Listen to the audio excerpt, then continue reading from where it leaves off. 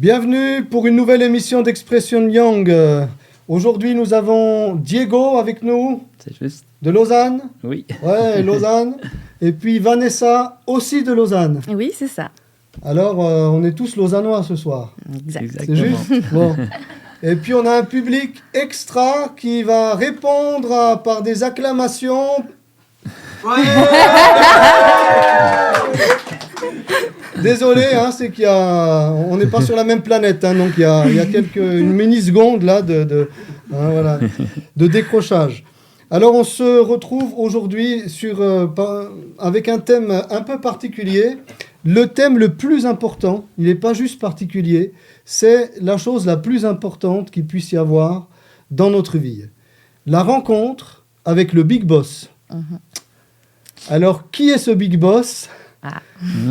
Vanessa et Diego, on va voir ça ensemble. Alors, honneur peut-être aux femmes, tu es d'accord ? Bien sûr. Merci. Alors, Vanessa, si tu veux te présenter un petit peu, et puis ensuite, tu pourras également te présenter, Diego. Ça marche. Alors, bonjour à tous. Vanessa, bonjour. Enchantée. Également. Alors, je viens de Lausanne, 25 ans, et étudiante en hôtellerie. Voilà. D'accord. Donc, tu as l'habitude de voir du monde. Exact, c'est ça. Diego ? Alors, moi, donc, bonjour à tous. Donc, moi, c'est Diego, j'ai 35 ans. Et je suis d'origine colombienne. Et je viens de Lausanne et je suis Logistic and Facilities Manager dans une société de cosmétiques de luxe. Waouh, donc attention, on prend soin de soi. Bon. Magnifique. Alors, effectivement, vous avez des profils à la fois un petit peu différents, mais en même temps, vous avez l'habitude de voir du monde, etc. Donc, ça va être intéressant.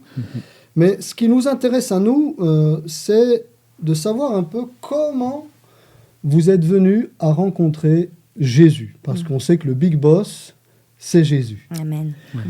Avant de le rencontrer, quel était un petit peu votre parcours de vie ? Vanessa, tu peux nous en dire un petit peu plus, ton contexte familial, tes amis, voilà, tes hobbies, tes fréquentations ?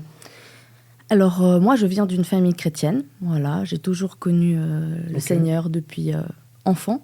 Ça ne veut pas dire que je suivais forcément ses chemins. C'était plutôt par habitude. On suivait l'église parce que maman, papa nous y emmenaient plutôt. Ok. Alors l'habitude, ça fait mal, hein, l'habitude. La routine, c'était... Donc tu allais à l'église en traînant un peu les pieds, quoi. Exact, oui, vraiment. D'accord. Vraiment. Ok. Diego, de ton côté ? Alors moi, je viens d'une famille du coup catholique. Du coup, je croyais en Dieu, mais à ma manière. Et du coup, voilà, j'étais quelqu'un qui aimait beaucoup faire la fête, d'aller en boîte. Ok. Donc c'est vrai, je buvais pas mal d'alcool. Et puis, j'étais quelqu'un qui avait peur de la solitude, en fait. Donc, à partir de... Même dans les relations amoureuses, depuis l'âge de 16 ans, j'étais toujours avec quelqu'un. Je devais toujours être avec quelqu'un. D'accord. Et puis, malheureusement, je n'ai pas été très correct aussi avec mes ex-copines. Et puis, voilà, j'étais quelqu'un aussi qui avait la peine qui était très orgueilleux, qui avait la peine à demander pardon. Ouais, ça, c'est l'orgueil, effectivement. D'accord, et du coup, ça te causait pas mal de problèmes dans tes relations, quoi. Oui, bien sûr. Ah ouais, c'est sûr, quand c'est tout le temps l'autre qui a tort, c'est dur. Très bien, et quel était, je dirais, l'empêchement majeur pour vous approcher du Seigneur ? Alors, Vanessa, de ton côté, est-ce que c'était cette routine insupportable ? C'était quoi ? Bah oui, d'un côté, c'était vraiment pas motivant du tout. Surtout que dans l'église où j'allais, j'étais la plus âgée, on va dire, c'est-à-dire que à l'âge de mes 10 ans, j'étais toujours la plus grande, après 11 ans, j'étais très seule en fait, et c'était pas du tout motivant d'aller à l'église avec un tas de vieilles personnes, quoi. C'était vraiment ça. Des personnes de ton âge. C'était vraiment ça. Avec tout le respect qu'on doit à nos anciens. Hein. Bien sûr, ça c'est vrai. C'est sûr que, voilà, si on est la seule personne à avoir 11 ans et qu'à côté de nous, les personnes sont d'une autre génération, c'est un petit peu plus compliqué. Ouais. Diego, toi, quel était ton empêchement pour connaître ce Big Boss, ce grand directeur, ce grand patron ? Non, c'est vraiment dommage que je ne l'ai pas connu avant. J'aurais bien aimé le connaître comme je le connais aujourd'hui. Donc, c'est vrai que quand j'étais en Colombie, on allait beaucoup à l'église. effectivement. Mais c'est vrai que c'était toujours les mêmes prières et vraiment on n'avait pas cette connexion avec Dieu. C'est ça qui me faisait un petit peu mettre de la distance. Et c'est vrai que quand j'étais venu ici, donc c'est ça qui nous a vraiment éloignés. Ah, donc vous êtes un petit peu semblables, hein, finalement. La routine, c'est pas bon. Hein, voilà. Ouais. Alors maintenant, est-ce qu'on peut peut-être vous poser la question de savoir comment vous avez rencontré The Big Boss, comment vous avez rencontré notre merveilleux sauveur, parce qu'il est exceptionnel. Oui, incroyable. Vanessa, comment ça s'est passé? Alors pour moi, c'est quand j'ai réalisé en fait qu'est-ce qui s'était passé lors de mon enfance. Il faut savoir que j'ai une petite sœur. Petite sœur, elle a 21 ans. En fait, il s'avère que lors de l'accouchement, mon père, il a dû choisir entre ma mère ou ma sœur. Oh là. Donc, c'était vraiment quelque chose de... Une décision terrible. Oui, terrible. Et moi, je me baladais, j'avais 4 ans, je me baladais dans les couloirs, je vivais ma best life, ignorante vraiment de tout ce qui se passait. Compte, bien sûr. Oui, vraiment. Et en fait, il est arrivé un moment dans ma vie où j'ai réalisé en fait que c'est grâce à ma sœur en fait que je suis entre les mains de Christ actuellement, parce que c'est vraiment un miracle que j'ai pu réaliser et vivre en fait. Voilà. Toi-même? Bah oui, parce que sinon elle serait déjà loin. C'était soit ma sœur, soit ma mère qui pouvaient vivre. Voilà. Et du coup? Du coup, les deux, elles sont vivantes. Ah, ouais. Ça fallait nous le dire. Pardon, là, je vais durer le suspense. Et la mère et la sœur. Exactement, oui. Et il y a eu un miracle, donc tu as dit? Oui, un miracle que les deux soient en vie et que mon père a finalement pas dû choisir entre l'une ou l'autre. Voilà. Magnifique. Et toi, de ton côté, Diego? Alors moi, j'ai connu Jésus il y a 7 mois déjà, à la suite d'une dépression. Et donc, comme toute dépression, ça commence à la suite d'une accumulation de plusieurs difficultés. Ouais. Et on a l'impression que l'être humain a le contrôle de tout, mais en fait, on ne contrôle rien du tout. Il n'y a que Dieu qui contrôle. C'est sûr. Donc voilà, c'est vrai que une fois, moi, je suis quelqu'un qui a la joie de vivre naturellement. Et puis, c'est vrai qu'au travail, on me disait, mais Diego, tu n'es plus du tout le même. Et puis, c'est vrai qu'effectivement, j'étais plus du tout le même. Ça s'empirait de plus en plus. Et j'étais vraiment... j'ai commencé à avoir des idées noires. Ah oui, oh là, d'accord. Jusqu'à qu'un jour, gloire à Dieu, un collègue du boulot, qui est donc quelqu'un de mon équipe, m'a prêché la parole. Et comme puis, ça, sur le lieu du travail. On a commencé à discuter, et puis il m'a commencé à parler de Dieu et de ce qu'il avait aussi fait pour sa vie. Il ne s'est pas dit, lui, au boulot, j'ai pas le droit. Hein. droit au but. Hein. On a une bonne confiance, donc bonne confiance, relation, donc c'est top. Et du coup, comme moi aussi, j'étais tellement en recherche, et j'ai commencé à lui dire, mais du coup, qu'est-ce qu'il faut faire? Et puis il m'a dit, écoute, il faut t'arrepentir, demander pardon de tout ton cœur, toute ton âme, et prier, appliquer lire la parole, mais surtout l'appliquer. Parce que comme on le sait tous, le diable connaît très bien la parole, mais là où il a peur, c'est quand on applique la parole. Oui, c'est sûr. Oui. Donc voilà, et puis c'est vrai qu'il m'avait conseillé une église chrétienne. Lui, il n'est jamais allé, mais il m'a recommandé une église chrétienne à Lausanne. Ah, mais il est cool, ton ami. Il ne va pas à l'église, mais il te dit, va à l'église. Mais parce qu'en fait, il est frontalier, donc il n'allait pas à Lausanne. Donc, d'accord. C'est pour ça. Il faut préciser, d'accord. Okay. Et puis, du coup, c'est vrai que je suis allé à cette église, j'ai commencé à écouter les louanges, et j'ai commencé à avoir... les pleurs, être ému. Et j'ai senti une délivrance. On dirait que cette prédication, ce jour-là, c'était pour moi. Wow. Et puis, à partir de là, j'ai commencé à sentir une paix, mais tellement surnaturelle. Et puis, du coup, j'ai commencé à sentir un amour immense pour Dieu. Et puis, à partir de là, j'ai tellement de choses qui m'arrivent dans ma vie, mais incroyables. Tu auras l'occasion de nous raconter. Mais quand tu as rencontré le Seigneur, ça a été, on pourrait dire, à l'église, où tu avais déjà fait l'expérience de recevoir le Seigneur dans ta vie avant d'aller à l'église? On va dire que j'ai commencé, mais la délivrance était à l'église. À l'église. Ouais. Et le pasteur, c'était un bon pasteur? Oui, bien sûr. La preuve, hein. La preuve, hein, c'est que le message était touchant. Bien sûr. Vanessa, de ton côté, donc il y a eu effectivement ce miracle qui t'a interpellé, etc. Ça a semé déjà quelques jalons pour te tourner vers le Seigneur. Exactement. Mais comment ça s'est passé, cette rencontre avec le Big Boss? Alors, concrètement, j'avais déjà vu la main de Dieu œuvrer lors de cet épisode, mais c'est surtout lors d'une période de ma vie où j'ai été kidnappée en Colombie, quand je suis allée pour voir le pays, les gens, voilà, ma famille. Et le fait que je sois aujourd'hui actuellement vivante, en bonne santé. Mais c'est extraordinaire. Je suis tellement reconnaissante, en fait, parce que je me dis, c'est dingue comme tout ce qu'on prend pour acquis, respirer, manger, parler, sortir, je sais pas. En un instant, ça peut tout exactement, tout peut virer au cauchemar, au drame. Et depuis que, justement, j'ai pu vivre cet épisode assez impactant. Excuse-moi. Oui. Tu étais en vacances là-bas? Oui. Et on t'a kidnappé, ça veut dire on t'a pris dans une voiture et on t'a embarqué? Exactement, c'était avec ma famille, on était dans un taxi et le chauffeur, il nous a emmenés dans un champ. Et là, il y avait justement ce qu'on appelle la mafia en Colombie, c'est la guérilla. Oh, du coup, c'était soit rejoindre l'Éternel ou mais c'est pas le cas, je suis là devant vous. Là t'as dû chanter plus près de toi, Seigneur. Là ça c'est sûr. Mais du coup voilà, comme quoi je n'ai pas les mots en fait pour dire à quel point Dieu est incroyable. Oui. Extraordinaire.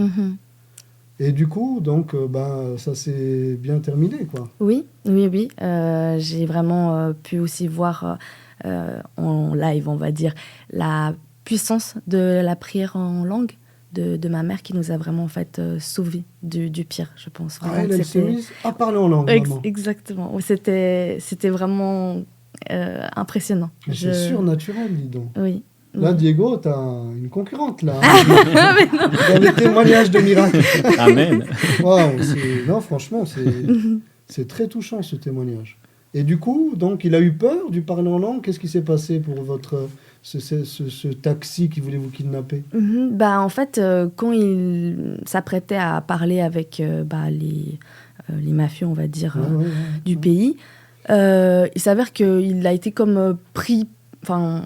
paralysé un petit peu, il avait peur en fait, et donc ce qui s'est passé, il a juste continué tout droit. Les hommes armés, ils n'ont rien dit, ils n'ont rien fait, ils ont juste surveillé la voiture, et finalement, on nous a juste jeté nulle part, mais bon, après, on a contacté la police, et on a finalement pu rentrer dans la ville. Mais donc, il vous a déposé, quoi? Oui. Il a fait son rôle de taxi. On n'a rien compris. Honnêtement. C'était quelque chose de... Eh bien, merci beaucoup pour ce témoignage. Et donc, tu as donné ta vie au Seigneur après cette tentative de kidnapping, ou bien? Alors, c'est comme si le miracle de ma sœur m'avait ouvert les yeux, en fait. Mais le fait de vivre Dieu dans ma vie, c'était vraiment comme une confirmation, en fait. Voilà, c'était plutôt ça. Et donc, tu as décidé, après, j'essaie de comprendre, après ce kidnapping, de suivre, manqué, gloire à Dieu, oui. de t'engager à suivre Jésus. Exactement, oui. Voilà. Et ça s'est passé à Lausanne? Oui, exact. Oui, c'est ça. Ok, tu t'es fait baptiser, donc après à Lausanne, oui, c'est ça. Dans ton église à Lausanne. Voilà. Bon, salut l'église de notre sœur Vanessa, soyez bénis. Voilà.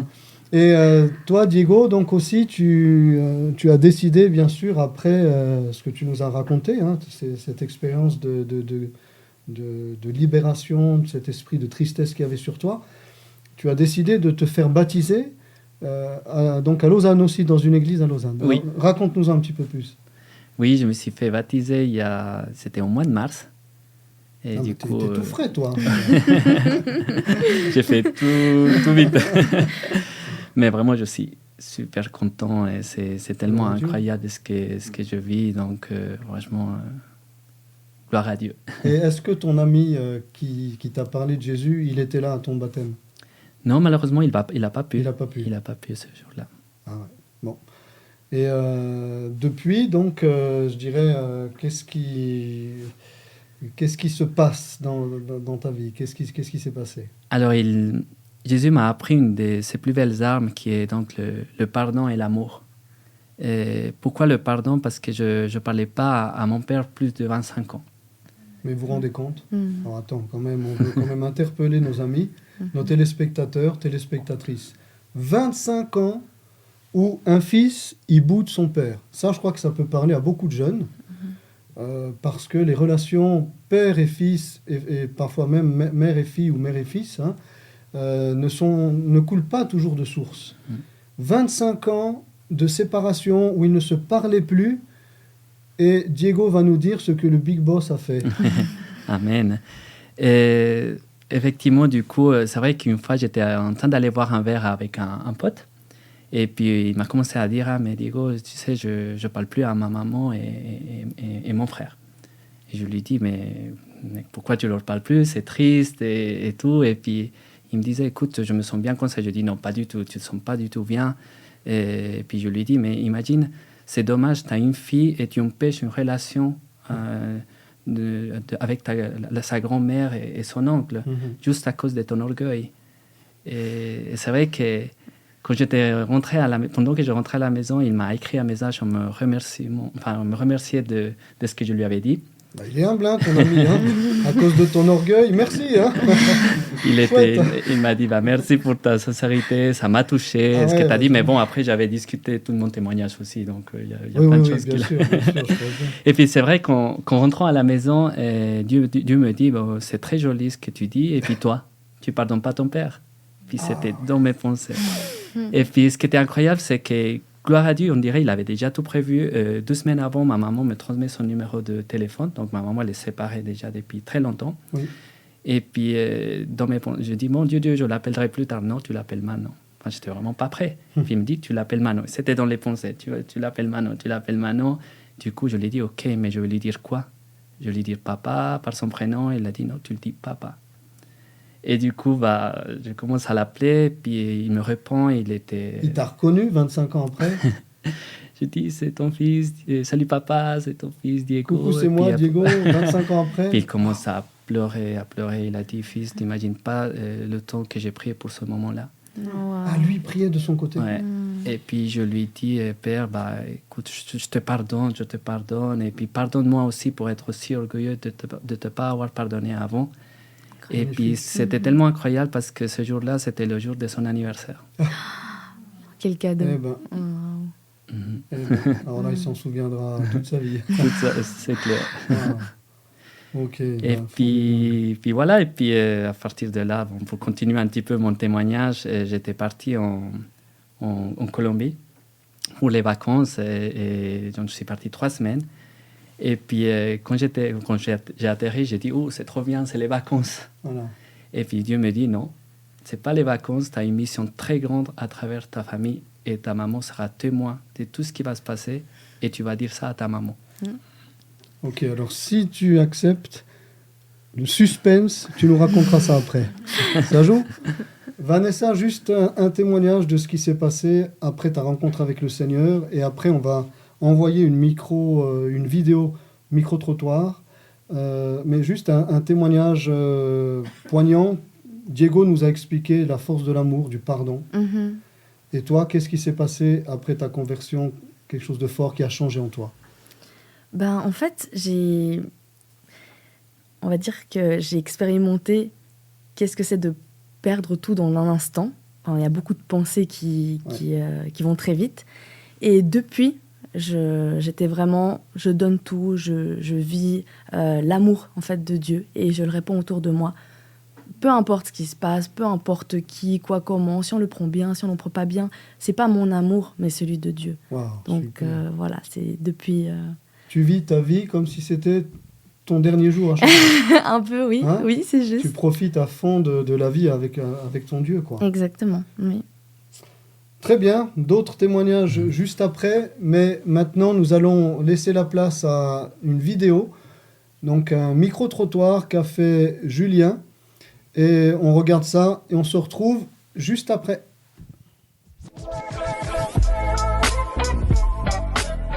Voilà, on se retrouve ici à la RJ à Bulle et je suis avec Slavko. Merci d'être là. Merci à toi. Slavko, j'aimerais te poser une question. Comment ça se fait qu'aujourd'hui tu es ici, à la RJ, pour louer le nom de Jésus, alors que tu pourrais être, je sais pas, dans un concert de je sais pas qui, d'un artiste connu, mais tu es là à la RJ pour scander le nom de Jésus. Qu'est-ce qui a fait qu'aujourd'hui tu es là? Ce qui a fait qu'aujourd'hui je suis là, il faut savoir que moi je suis quelqu'un qui a toujours été très intellect. Et donc pour moi, après la mort, il n'y avait rien. Qu'est-ce qui a fait qu'aujourd'hui je crois dans le nom puissant de Jésus? C'est tout simplement parce qu'en fait, quand j'avais 16 ans, on m'a hospitalisé à l'hôpital psychiatrique pour adolescents et on m'a diagnostiqué d'une dépression sévère. Il n'y avait plus d'espoir pour moi. Pourquoi? Parce qu'une dépression aujourd'hui, les médecins ne peuvent pas la guérir. Quelqu'un qui est atteint d'une dépression sévère, c'est quelqu'un qui souffre de cette maladie toute sa vie. Et c'est à ce moment-là, à l'hôpital psychiatrique, quand j'étais en train de pleurer, j'ai eu des visions dans ma tête où je voyais Jésus guérir des paralytiques, guérir des aveugles. Et j'ai compris que Jésus faisait des miracles. Il faisait ce qui était impossible à l'homme. Et quand j'ai eu cette vision, j'ai parlé de vive voix en pleurant. J'ai dit, mais si Jésus, il est qui il est, si Jésus existe, si Jésus, il est qui il est, alors oui, je veux de lui dans ma vie. Je veux de lui dans ma vie. Et c'est là que le chemin où en fait Dieu m'a vraiment guidé. Petit à petit, j'ai rencontré des amis chrétiens et c'est comme ça que je suis devenu chrétien. Voilà, on est toujours à la RJ avec Johan. Merci d'être là. Avec plus grand plaisir. Explique-nous un peu pourquoi tu es ici aujourd'hui à la RJ et t'es pas, je sais pas, dans un autre festival. Qu'est-ce qui fait qu'aujourd'hui tu viens louer le Seigneur? Quel est ton témoignage? Bah écoutez, pour tout vous expliquer, moi je suis né dans ce que j'aime appeler des 2 pages de Bible mais froissées par la suite. Je suis né dans une famille chrétienne, donc on allait à l'église, voilà. Puis je suivais mes parents, en fait, j'avais pas vraiment conscience que Dieu existait. Et puis mes parents se sont séparés puis divorcés, et puis finalement j'ai complètement abandonné la foi. Tous mes souvenirs c'était plutôt des souvenirs un peu traumatiques, et puis du coup je me souvenais pas de mon enfance. Et vers l'âge de mes 14 ans, il y a mon grand frère et ma grande sœur qui m'ont amené à un groupe de jeunes qui s'appelle Impact Sainte-Croix. Et en fait, ce qui m'a étonné au départ chez les chrétiens, c'était vraiment, ils étaient vrais, ils étaient eux-mêmes. Ils n'avaient pas honte de Jésus. Ils étaient contents d'être avec Jésus, ils étaient contents d'être eux-mêmes, et ça leur suffisait. Ils n'avaient pas besoin de plus. Puis moi je disais, mais il manque tellement de choses dans ma vie, j'ai tellement de mal à m'exprimer, à être qui je suis, à avoir tellement de choses comme ça. Et puis du coup, petit à petit, je me suis intéressé à ça, et je pense que ça vaut vraiment la peine d'y s'y intéresser, parce qu'on apprend plein de choses sur qui on est, sur sa véritable identité, et on se sent restauré, on se sent sauvegardé par Jésus. Et puis maintenant, ça fait 10 ans que je me suis converti, et j'ai tellement cheminé avec Dieu, j'ai tellement avancé avec Dieu, que j'ai envie de refléter son amour au quotidien. J'ai envie d'être comme Jésus, d'être son disciple, et le disciple il ressemble à son maître. Et pour moi Jésus c'est mon maître, c'est celui que je veux suivre, c'est celui que je veux proclamer dans les rues, c'est celui que je veux proclamer aux gens à côté de moi, autour de moi. Et puis si par un quelconque service, par un quelconque moyen je peux participer à l'avancement du royaume, comme on appelle ça, le royaume de Dieu, c'est un royaume qui nous est promis mais qui n'est pas encore sur cette terre mais qui va arriver. Et si on peut déjà prendre une petite partie de ce royaume puis l'amener en bas sur cette terre, et puis qu'il y ait la gloire de Dieu qui resplendit dans la ville de Bulle, et ben c'est avec grand plaisir qu'on le fait. Voilà. Bon bah merci Johan, on te souhaite une belle après-midi, une belle continuation dans cette RJ, et sois béni. Nous voilà de retour. Donc après cette magnifique vidéo, notre courageux Julien, il va dans les rues des villes de Lausanne, d'Yverdon et d'autres endroits. Mais là, il était à l'ARJ, à une rencontre de jeunesse, interroger des jeunes, et tu as été faire l'inspecteur, le journaliste sur place. C'est ça. Pour Dieu TV, pour Expression Young. Formidable, ces témoignages de jeunes, cette jeunesse pour le Seigneur. Alors, encore peut-être un ou deux témoignages de choses qui ont changé dans votre vie et qui pourraient aider les jeunes qui nous écoutent, et aussi des moins jeunes, mais particulièrement les jeunes, à faire aussi ce pas de se dire, mais moi, ce big boss, je veux le connaître, hein, je veux devenir son ouvrier, hein, je veux travailler pour lui. Diego, encore, allez, 2 témoignages forts. Qu'est-ce que le Seigneur Jésus a changé en toi? Ouf. Deux choses. Il y aurait, j'imagine, beaucoup de choses, hein, mais 2 choses pour nos téléspectateurs qui pourraient les interpeller. Il m'a donné l'espoir de vivre, en fait, de savoir qu'en fait, on n'est pas juste pour avoir un objectif de vie dans le monde, en fait, juste de travail, gagner de l'argent, avoir une copine, et c'est bon. Non, je pense que Dieu nous a prévu tous une belle destinée pour sa gloire, pour sauver des âmes, et c'est ça qui est grand Dieu, quoi. Donc, se dire que ça a comblé mon cœur et de se dire que effectivement j'ai une mission pour servir Dieu, et c'est ça qui me rend plein d'espoir. Qu'avant, tu te disais, c'est quoi mon but dans Exactement, le but de ma vie, quoi. C'est un peu ça. Que là, tu te dis, j'ai une mission. Vanessa, tu as aussi une mission? Ah oui. Alors, j'ai été victime d'harcèlement à l'école. Ça, c'est aussi... Oui, ça, c'est... Disons, hein, toi, kidnappé, harcelé, t'as été drôlement attaqué. Hein. Oui, non, vraiment. Je sais que l'harcèlement, c'est quelque chose qui parle à beaucoup de jeunes, de près ou de loin, que ce soit via les réseaux, en face.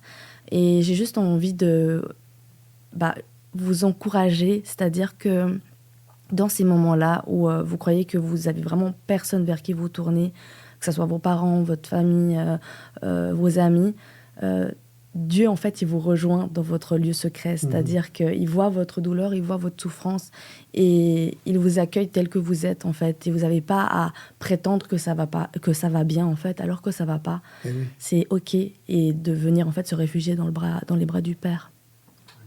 Magnifique. Alors ça va parler à beaucoup. Qui n'osent pas des fois parler même de ça, hein, du harcèlement, même à leurs parents, ils le cachent et tout. C'est pas évident, mais c'est vrai, le Seigneur est là et on peut se réfugier en lui. Amen. Parce que lui, il nous console, il nous rassure. Diego, colombiano, un dernier témoignage? Oui, effectivement. Donc là, ce que je disais, quand j'avais une mission très grande à travers la famille, donc en Colombie. Donc, c'est vrai quand elle a dit que ma maman, elle a été témoin. Donc, ma maman, c'est une femme qui a 64 ans, qui a toujours été catholique, qui croyait aussi en Dieu à sa manière. Oui. Et puis, du coup, je lui ai dit à ça à maman. Je lui ai dit, maman, non, je ne vais pas, j'ai une mission. Et puis, elle me dit, limite, elle me traitait pour un fou. Elle me dit, mais qu'est-ce que tu dis, mon fils? Et puis, gloire à Dieu, 2 semaines, je suis resté 3 semaines. La dernière semaine, elle me dit, mon fils, je veux venir avec toi à l'église. Wow.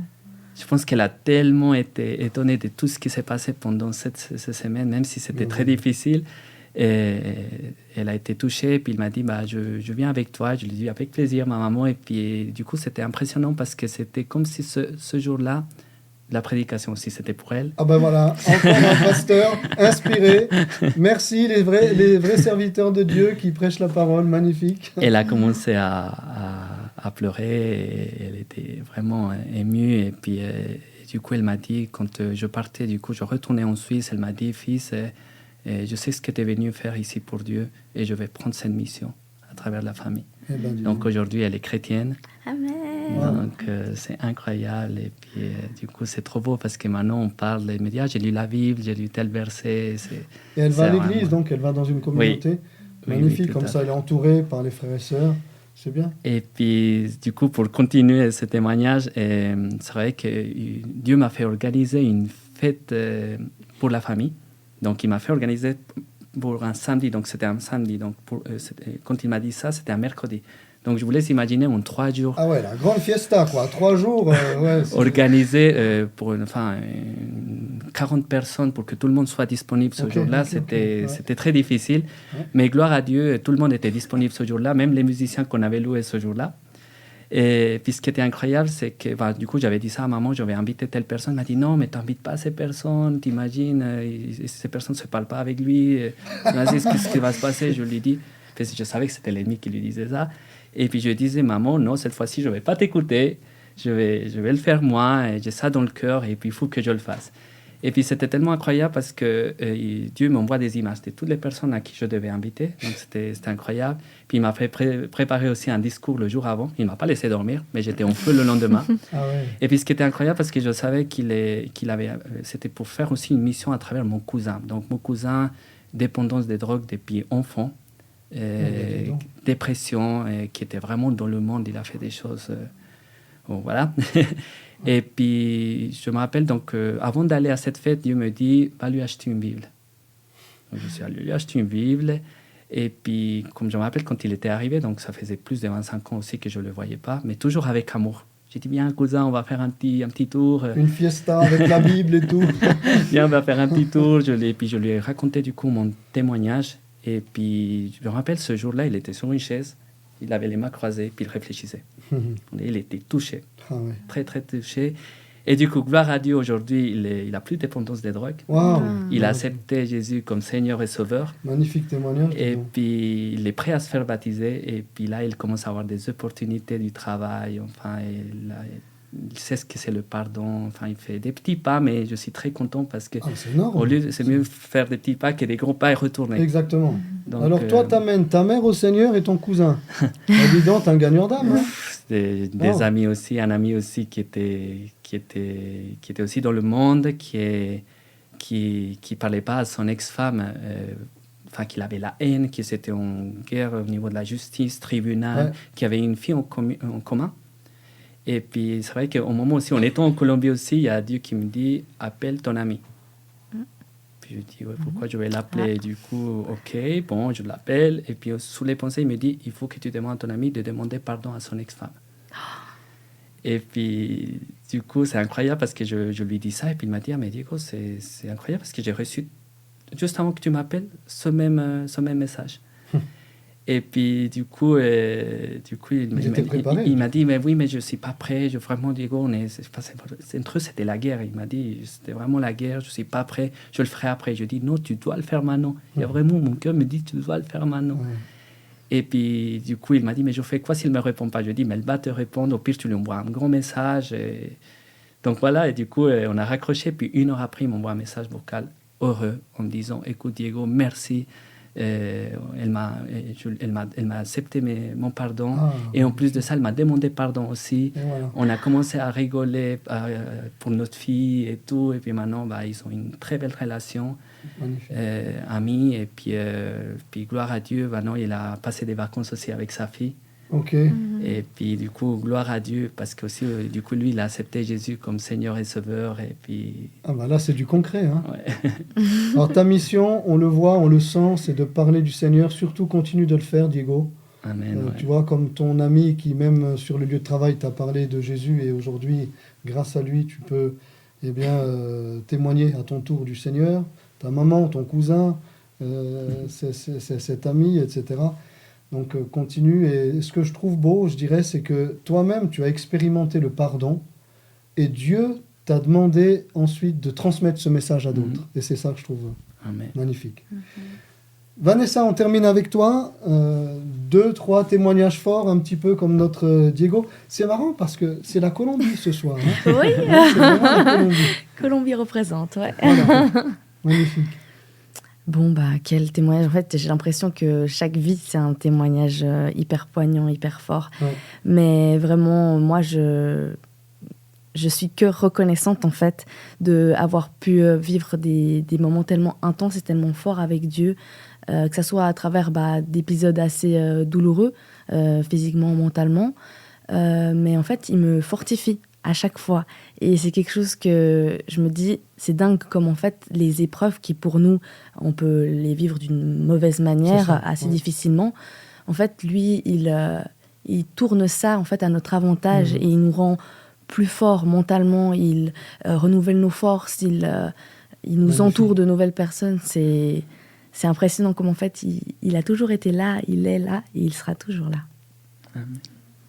Alors toi, tu as un ministère parmi ceux qui souffrent, hein, ça se sent.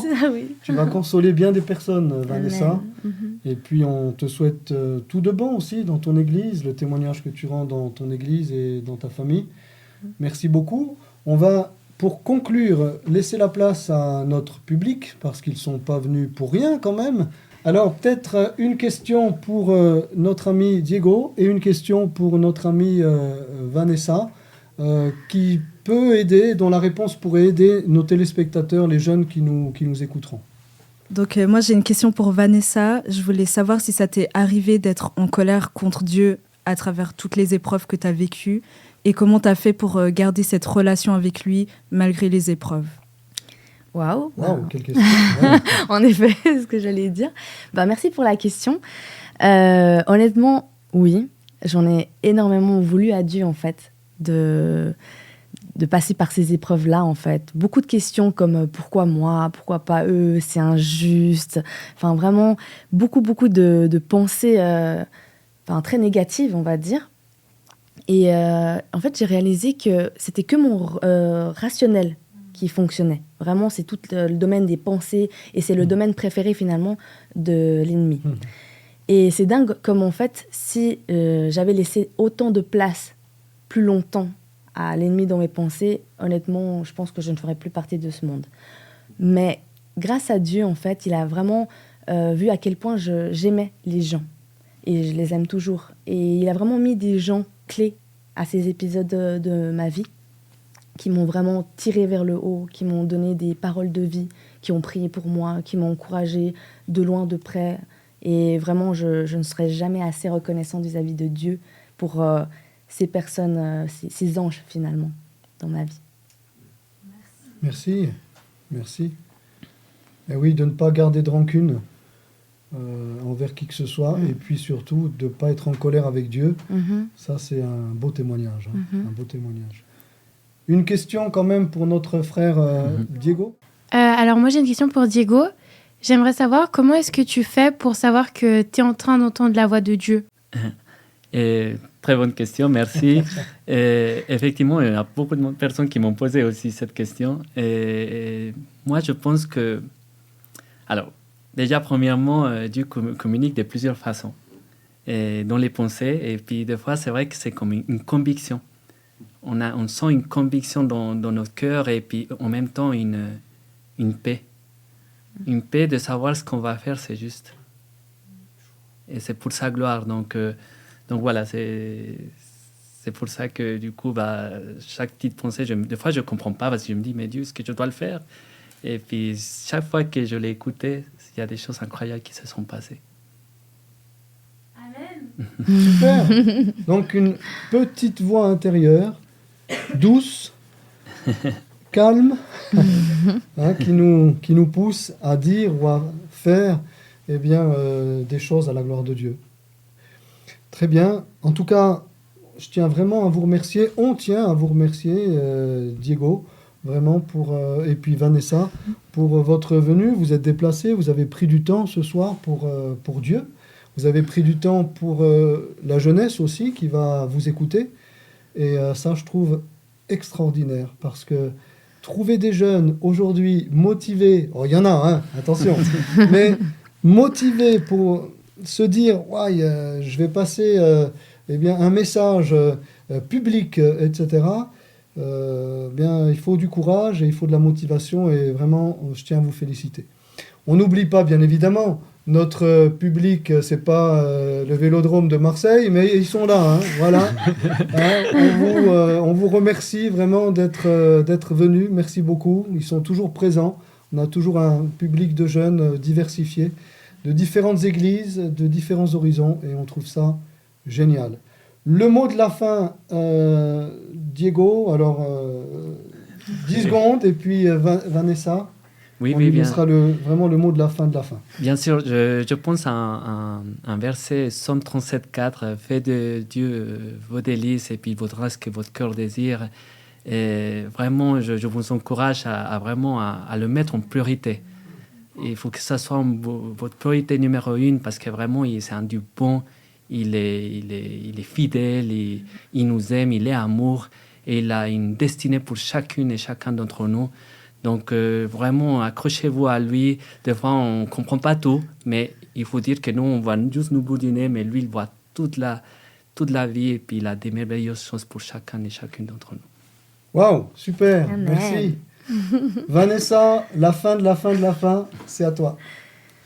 Alors, je tiens juste en fait à vous rappeler que pendant ces périodes troubles, les périodes difficiles de votre vie, les périodes où vous croyez vous noyer, où vous avez l'impression d'être seul face à l'adversité, en fait, vous ne l'êtes pas, vous ne l'avez jamais été et vous ne le serez jamais. Même si vous n'entendez pas forcément la voix de Dieu, en fait, Dieu, il travaille en silence et c'est quelque chose qu'on oublie souvent et que j'ai pu expérimenter et je sais très bien que chacun d'entre vous a expérimenté aussi. Du coup, Dieu est avec vous. Merci Vanessa. Eh ben, Dieu parle et Dieu se tait, mais dans les deux cas, il parle. Ah oui, je n'avais pas fait attention. J'étais là, genre. Ah, mais je vous dis, vous êtes vraiment complémentaires, c'est magnifique. On vous remercie vraiment pour cette émission.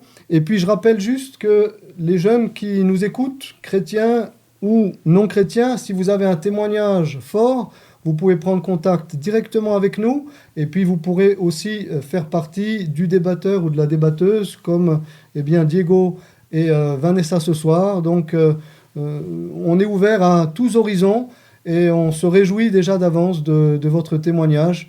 Et que Dieu vraiment vous encourage et vous fortifie là où vous êtes. Merci encore au public. On se retrouvera pour une prochaine émission très prochainement. Expression Young sur le thème « Est-ce qu'on peut être chrétien et être une star ?» Ah, on verra ça la prochaine fois. D'ici là, portez-vous bien et si vous avez un témoignage, si vous avez une histoire à raconter qui est intéressante, n'hésitez pas à prendre contact avec nous. On sera heureux de vous écouter. Alors, à bientôt et que Dieu vous bénisse.